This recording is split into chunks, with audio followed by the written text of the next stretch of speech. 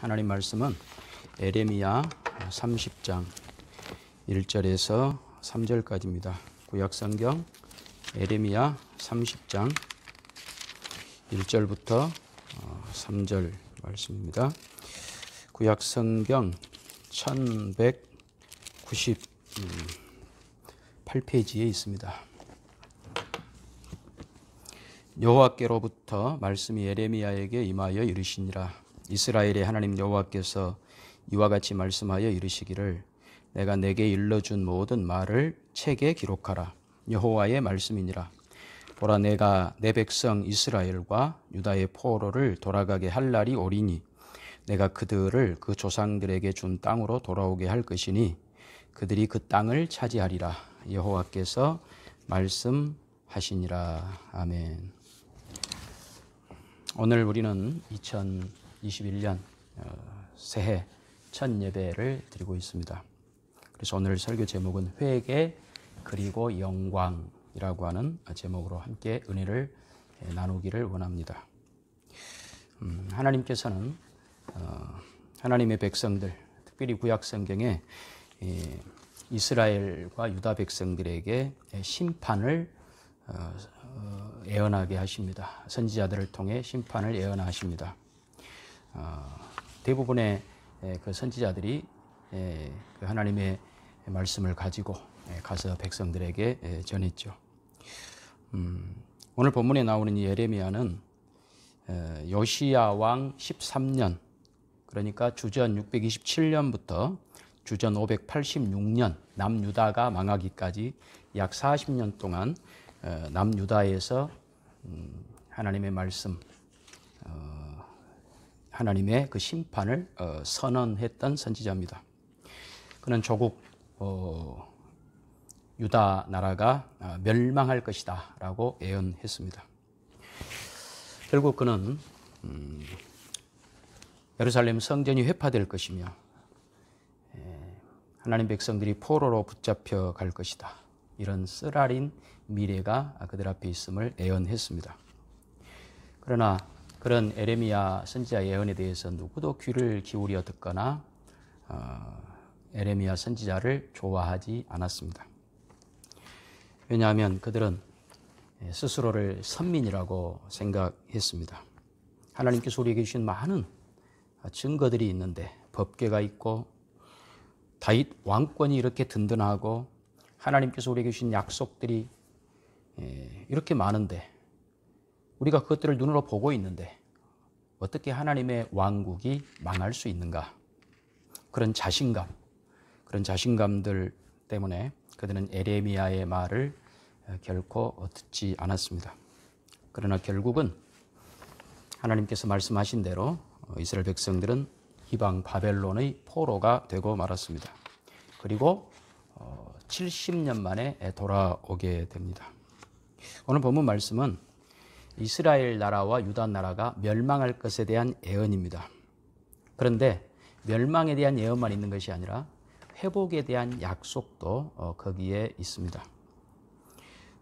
이제 바벨론 포로는 왜 그들이 바벨론 포로가 되었는가? 그것은 그들의 불순종으로 인한 지극히 당연한 결과였습니다.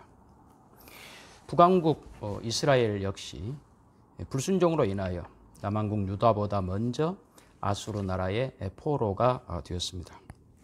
북왕국이든 남왕국이든 그들이 잘못해서 포로가 된 것은 자업자득입니다. 자기들이 잘못해서 그 결과 그들은 이런 비참한 멸망을 겪고 만 것이죠. 그런데 오늘 우리가 생각하려고 하는 것은 바벨론 포로가 예언되고 있으면서 아직 그들이 포로로 잡혀가지도 않았는데 벌써 오늘 본문에 하나님께서 그들의 귀환, 회복 약속하고 있다는 것입니다. 이게 이제 잘 이해가 안 되는 부분이죠. 포로가 되는 것은 너무나 당연한 것입니다. 왜냐하면 유다와 이스라엘의 범죄 때문이었습니다. 그런데 회복을 약속해요. 그러면 그들이 회복되는 것은 왜 회복되는가 하는 겁니다. 그들이 회복될 만한 어떤 자격도 조건도 갖추지 못했습니다. 그런데도 하나님은 그들의 회복을 약속하고 계십니다. 엄청나게 놀라운 일입니다. 여러분, 이것이 성경의 전체적인 흐름입니다. 창세기 3장에 아담과 하와가 죄로 타락했죠. 그러면서 그들은 에덴에서 쫓겨나고 말았습니다. 그 창세기 3장은 굉장히 어두운 내용이죠. 인류의 타락의 기원을 우리에게 가르칩니다. 그런데 그 어두운 내용 가운데서도 이미 하나님의 용서가 시작이 되고 있습니다. 하나님의 구원 계획이 그들을 회복시키겠다라고 하는 계획이 이미 창세기 3장에 나타나고 있습니다. 그들이 잘못해서 죄를 짓고 타락해서 에덴에 쫓겨나는 것은 그들의 잘못입니다. 그들이 잘못한 당연한 결과입니다. 그러나 그들이 아직 잘하지도 않았는데 그들이 그 구원을 받을 만한 어떤 행위도 하지 않았는데 하나님께서는 이미 여자의 후손 통하여서 구원자가 올 것이다. 창세기 3장에 이미 약속합니다. 가죽옷을 지어 입힘으로써 하나님께서 그들을 용서하고 계신다라고 하는 것을 보여주십니다. 그리고 모든 인류가 결국 하나님 말씀을 지키는 것을 다 실패했지만 하나님께서는 구원주 보내주셔서 구원하시는 은혜를 베푸시는 하나님이십니다. 바로 이런 내용이 오늘 본문에도 나타나고 있는 것이죠. 하나님께서는 끊임없이 선지자들을 보내서 회개를 외칩니다. 그러나 사실 누구도 선지자들의 말을 듣고 회개를 하지 않았습니다. 구약에 유일한 회개가 있다면 요나가 이방 니느웨 성에 가서 회개를 외쳤을 때 그 이방 니느웨 사람들이 회개한 것 외에는 대부분의 선지자들이 회개를 외쳤지만 그들은 회개하지 않았습니다. 그래서 결국 그들은 멸망하고 말지요. 그러니까 하나님의 선지자들이 가서 회개를 외쳤지만 그러나 그들의 그 애언, 너희는 멸망하고 말 것이다 라고 하는 그 애언이 이스라엘 백성들에게 회개를 만들어내지 못했습니다. 그래서 그들은 결국 포로로 잡혀갑니다. 그런데 성경은 거기에서 끝이 아니고 그보다 더 큰 이야기를 하고 싶은 것입니다. 너희가 잘못해서 멸망하는 것, 그것이 너희의 운명이 아니다. 이런 이야기를 하고 있습니다. 그러니까 하나님께서 비록 너희가 잘못해서 너희가 멸망하고 포로가 될 것이지만 그러나 너희의 결과는 비극으로 끝나지 않을 것이다. 멸망으로 끝나지 않을 것이다. 이것을 선지자들을 통해 선포하고 계시는 겁니다. 그래서 실제로 이스라엘 그리고 유다 나라는 포로로 잡혀가지만 이스라엘은 먼저 페르시아 고레스 왕 때에 본국으로 돌아옵니다. 그렇기 때문에 우리는 성경을 읽을 때 모든 것을 우리의 이성, 우리의 논리, 우리의 머리로 다 이해할 수 없다는 것을 우리는 압니다. 그들은 범죄해서 포로로 잡혀갑니다. 그러나 그들이 잘한 것이 없는데도 포로에서 돌아옵니다. 이것이 성경입니다. 이것이 이스라엘의 역사입니다. 그러면 하나님께서는 왜 이렇게 하시는가? 왜 자기들이 잘못한 것 때문에 포로가 되지만 잘한 것이 없음에도 불구하고 포로에서 돌아오게 하시는가?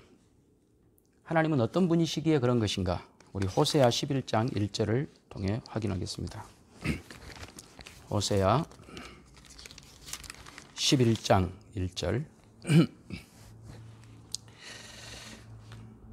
이스라엘이 어렸을 때에 내가 사랑하여 내 아들을 애굽에서 불러 냈거늘 선지자들이 그들을 부를수록 그들은 점점 멀리하고 바알들에게 제사하며 아로새긴 우상 앞에서 분향하였느니라.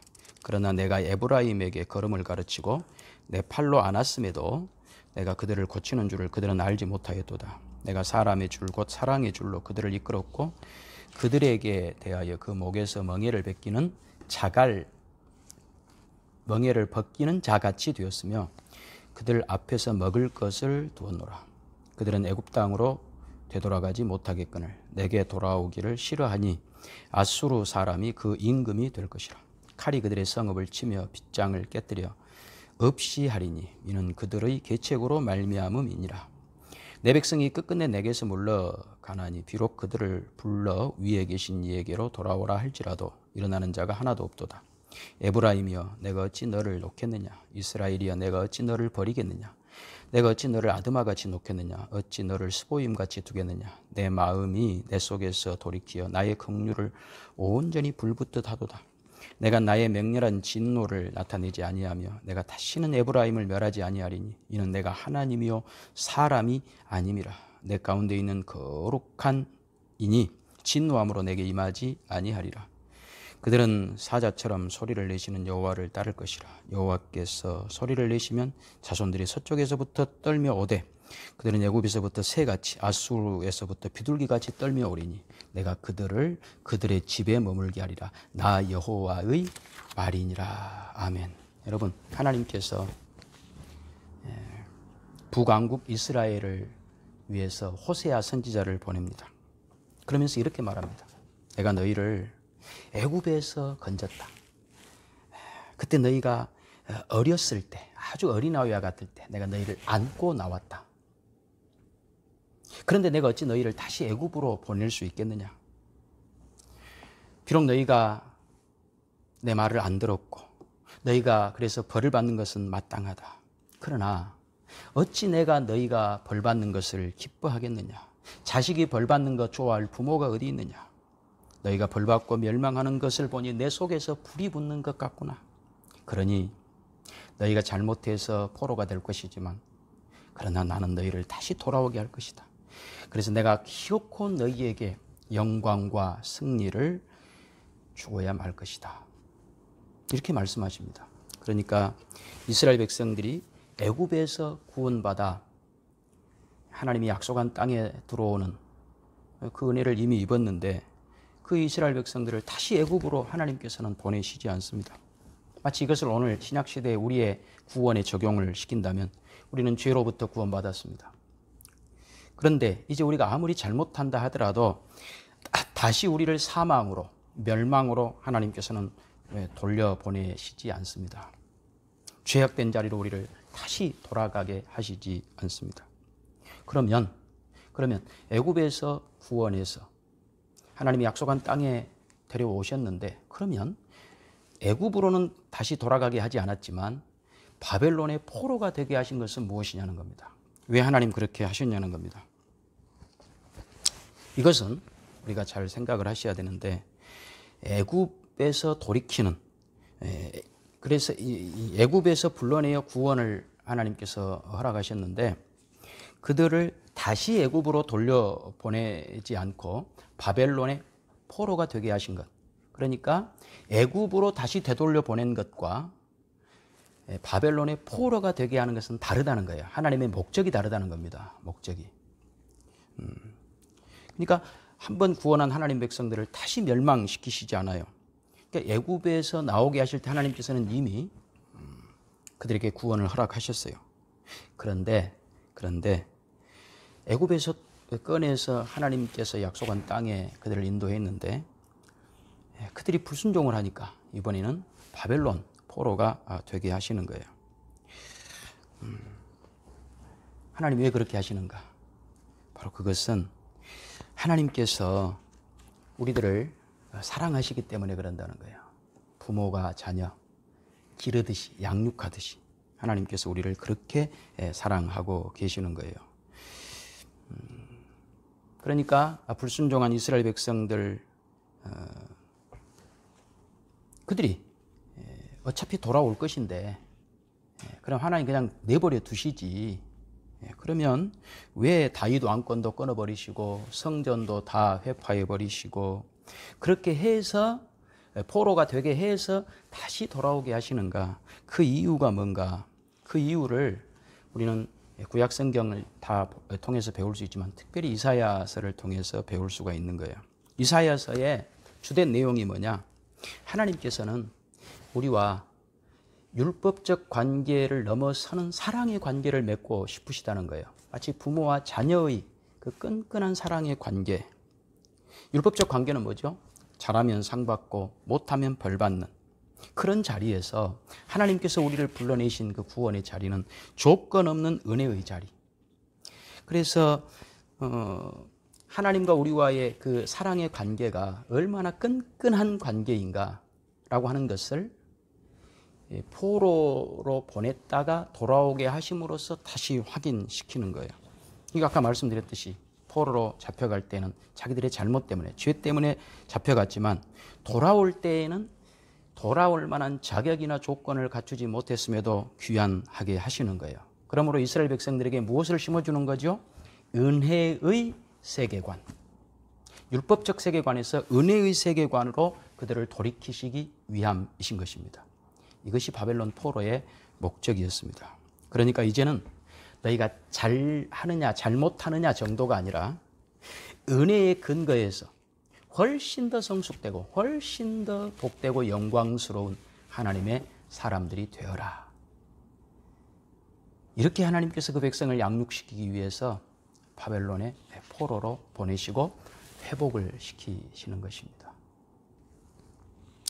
잘잘못이 전부였던 자리에서, 그래서 자신들의 잘못 때문에 죽어 마땅한, 멸망에 마땅한 그 자리에서 하나님께서 은혜로 우리를 살리시고, 그렇게 해서 하나님께서 원래 계획하시고 목적하셨던 그 거룩의 약속, 내가 너희를 반드시 거룩하게 하리라, 복되게 하리라 라고 하는 그 약속을 성취시키고 계심을 확인시키시는 과정들이었죠.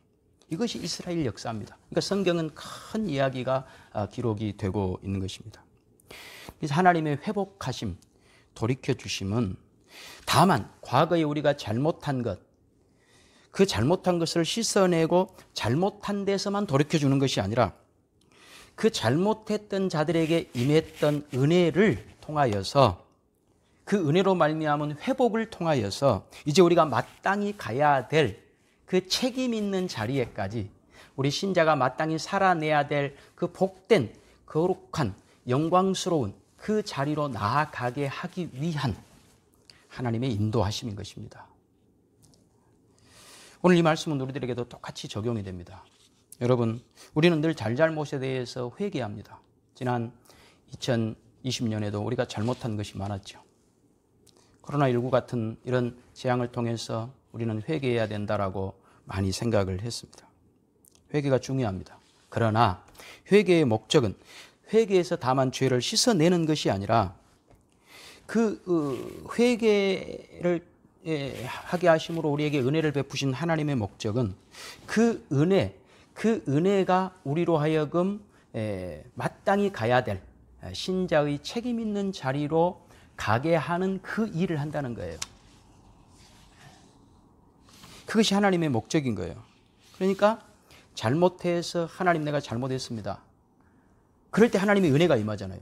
그 은혜가 우리를 이렇게 세우고 떠밀어서 잘못 안 한 자리로까지만 가는 것이 아니라, 그리고 죄를 씻어내는 자리로만 가는 것이 아니라 더 나아가서 가야 할 자리, 신자의 책임 있는 자리, 영광스러운 자리, 거룩한 자리, 복된 자리로까지 나아가게 하는 그 일을 위하여 하나님의 은혜가 일을 하고 있는 것입니다.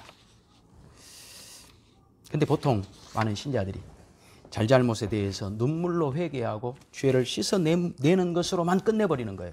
그래서 과거의 잘못을 하나님 용서해 주세요, 용서받은 것으로만 끝나버립니다. 그래서 그런 잘못과 그런 잘못에 대한 하나님의 용서가, 은혜가 경험이 되고 또 분별력이 생겨서 한 걸음 더 발전된 방향으로 나아가야 되는데 그렇지 못하다는 거예요. 여러분, 우리의 잘못, 그 잘못한 것 속에도 하나님의 은혜가 임한다니까요. 그래서 우리가 회복한다니까요. 그래서 그런 하나님의 은혜가 우리에게 지혜가 되고 실력이 되어서 하나님이 기뻐하시는 자리에까지 나아갈 수 있어야 된다는 겁니다. 하나님은 끊임없이 우리에게 은혜를 주십니다. 기회를 주십니다. 그래서 2021년을 주신 것 아닙니까? 그러면 우리가 누구인지, 우리가 받은 은혜가 무엇인지, 그래서 우리가 마땅히 걸어가야 할 길이 무엇인지, 그런 은혜로 말미암은 책임들을 우리는 망각하고 살아가고 있습니다. 여러분, 사실 하나님께서 출애굽, 이스라엘 백성들에게 출애굽을 허락하시고 가나안 땅을 주실 때 이미 그들에게는 모든 복을 다 주셨습니다. 애굽에서 나오는 그런 구원의 은혜뿐만 아니라 그들에게는 이미 자유와 영광과 모든 풍성한 복들을 다 주셨죠. 그런데 이스라엘 백성들은 그 은혜의 근거에서 책임 있게 사는 일을 실패했던 것입니다.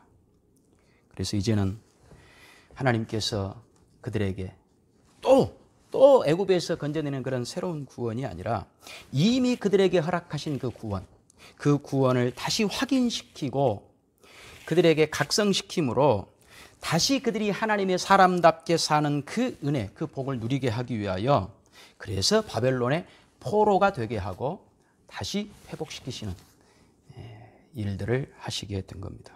그런데 늘 그들이 회개만 하고 그렇게 살지를 않는 그런 잘못을 계속해서 하더라는 거죠.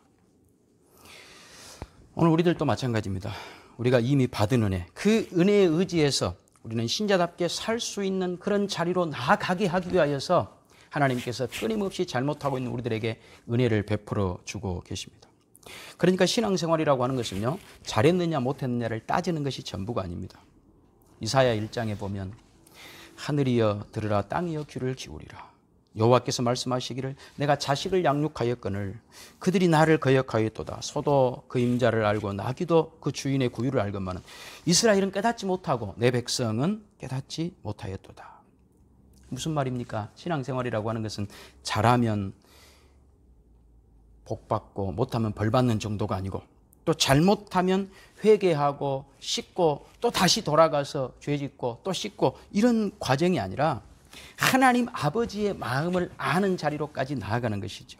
그러니까 회개가 전부가 아니라 그 회개로 말미암아 잘하는 하나님 아버지의 자녀로서 복된 자리에까지 가게 하시는 것이 하나님 아버지의 마음이라는 거예요. 꼭 기억하시기 바랍니다. 이 말씀을 가지고 우리가 새해를 살아가십시다. 바벨론 포로는 분명 그들이 잘못해서 하나님 앞에 매맞은 것입니다. 어떤 매를 맞았죠? 하나님 없는 세상에 가보니까, 바벨론이라고 하는 하나님 은혜가 없는 세상에 가보니까 거기에서 하나님의 은혜가 얼마나 큰지를 알겠더라. 하나님 없는 세상에 갔더니 폭력과 공포 외에는 없더라. 잘못하면 가차없이 처단을 받더라. 평생 두려움 속에 떨 수밖에 없는 세상을 그들은 바벨론에 가서 경험을 했던 것입니다. 그 속에서 그들은 하나님이 주신 약속이 무엇인지, 율법이 무엇인지, 하나님 백성 된 것이 무엇인지, 그것이 얼마나 큰 복인지를 깨닫게 된 겁니다. 하나님 말씀대로 사는 것이 얼마나 큰 복인지를 깨닫게 된 것입니다. 그리고 그 하나님 말씀대로 사는 것이 말로 다 할 수 없는 명예고 특권이고 복이라고 하는 걸 알게 됐죠. 그것을 확인하라고 바벨론 포로 보내신 것입니다. 오늘 우리들도 마찬가지입니다. 우리는 살면서 많은 실패를 합니다. 작년에도 많은 실패를 했고 살아오면서 많은 실패들을 경험했습니다. 그러나 그것이 하나님의 은혜를 의지해서 지혜와 분별력과 명예와 위대함과 영광스러움으로 나아가는 대로 쌓여지지 않고 밤낮 우리는 과거를 지어내고 씻어내고 그래서 흠결을 없애는 것에만 치중하고 있다는 거예요. 그래서 결국은 우리가 얼마나 귀한 사람인지, 얼마나 복된 사람인지, 얼마나 영광스럽게 신자답게 살 수 있는 사람들인지를 다 잊어버리고 자기 자신에 대해서 우리가 신자답게 사는 그 모든 가능성들을 다 믿지 않게 되고 나는 그냥 이렇게 힘없이 살 수밖에 없는 사람이야 라고 낙심하고 좌절하고 있는 거예요. 여러분, 새해에 그러지 말자는 거예요. 여러분 꼭 기억하시기 바랍니다. 지금 코로나로 인한 지금 시대는 유다 백성들이 바벨론 포로로 잡혀갔던 것과 비슷한 시기입니다. 그들은 이방 나라 가가지고 아무런 법적 지위도 받지 못하고 보호도 받지 못하고 매일매일 가슴 두근거리는 아슬아슬한 삶을 살았습니다. 우리도 그렇지 않습니까? 코로나19 단계 올라갈 때마다 아슬아슬하지 않습니까? 그러면서 우리는 옛날에 모였을 때가 좋았다. 같이 모여서 예배 드릴 때가 좋았다. 그때가 얼마나 귀한지 우리는 그때는 몰랐다.